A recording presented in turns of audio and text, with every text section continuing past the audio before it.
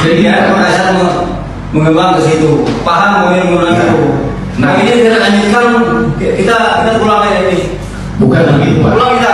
Misteri sabu 17 gram yang disebut tawas, picu ketegangan TNI Polri. Ketegangan antara unit Intel Kodim 0912 Kutai Barat dan Polres Kutai Barat memuncak setelah 6 terduga pelaku penyalahgunaan narkoba diamankan pada tanggal 20 November tahun 2025.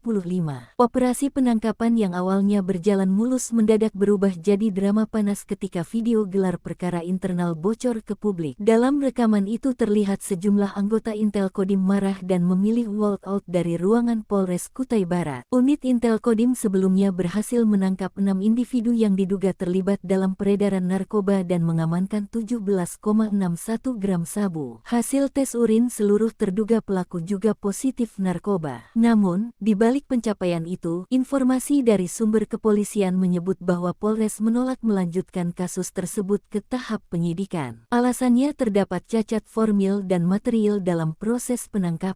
Isu inilah yang memantik api. Dari versi yang beredar di lingkungan Kodim, personel merasa proses gelar perkara terkesan mengarah ke upaya melemahkan BAP bahkan dicurigai berpotensi melepaskan para pelaku. Bagi anggota Intel Kodim, tuduhan ini bukan hanya merendahkan kerja mereka, tapi juga menyiratkan kecurigaan miring, seolah barang bukti justru berasal dari internal Kodim, bukan dari para pelaku. Situasi memanas, dan beberapa personel Intel memilih angkat kaki dari gelar perkara. Kapolres Kutai Barat, AKBP Boni Wahyu Wicaksono, langsung angkat bicara. Ia menegaskan bahwa rumor mengenai dilepasnya para pelaku tidak benar. Tidak benar. Keenam terduga sedang dilakukan asesmen di BNNP Kaltim untuk mengetahui peran masing-masing, kata Boni. Ia menjelaskan bahwa pertemuan dalam video itu hanyalah gelar perkara terbatas antara Polres, Kodim, dan BNK. Tujuannya untuk menyamakan informasi sebelum melangkah ke proses lanjutan. Boni juga menegaskan bahwa penggerebekan oleh Kodim dilakukan tanpa pendampingan Satres Narkoba, sehingga koordinasi lintas institusi perlu dilakukan untuk memperoleh gambaran utuh.